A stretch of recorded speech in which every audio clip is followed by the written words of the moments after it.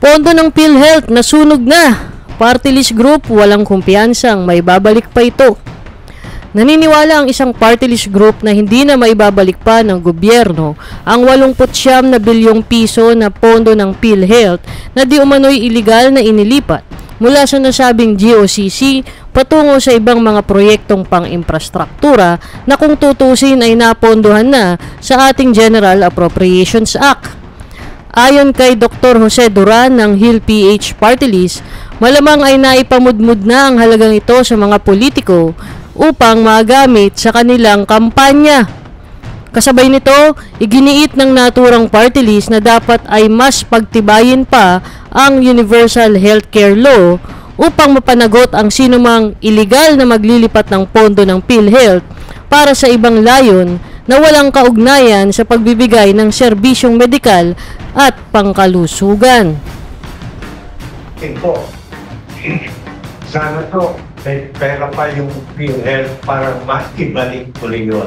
Sa tingin ko, naubos na yun kasi pinagbibigay na sa iba-ibang congressman.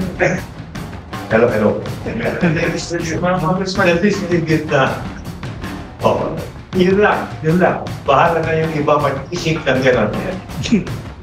Sinabi naman ni General Benny De Leon na upang mas higit na hindi magamit ng mga tradisyonal na politiko ang programa ng pamahalaan para sa kalusugan ng mamamayan ay mainam na magkaroon ng healthcare card ang bawat isa para mas madaling mabigyan ng serbisyong medikal ang mga Pilipino.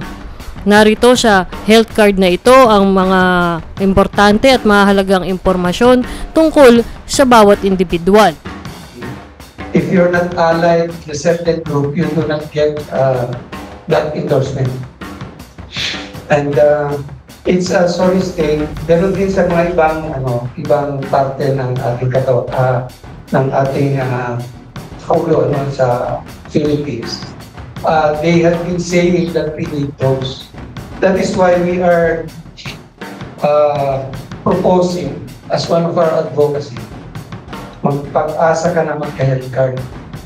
The health card is for everybody.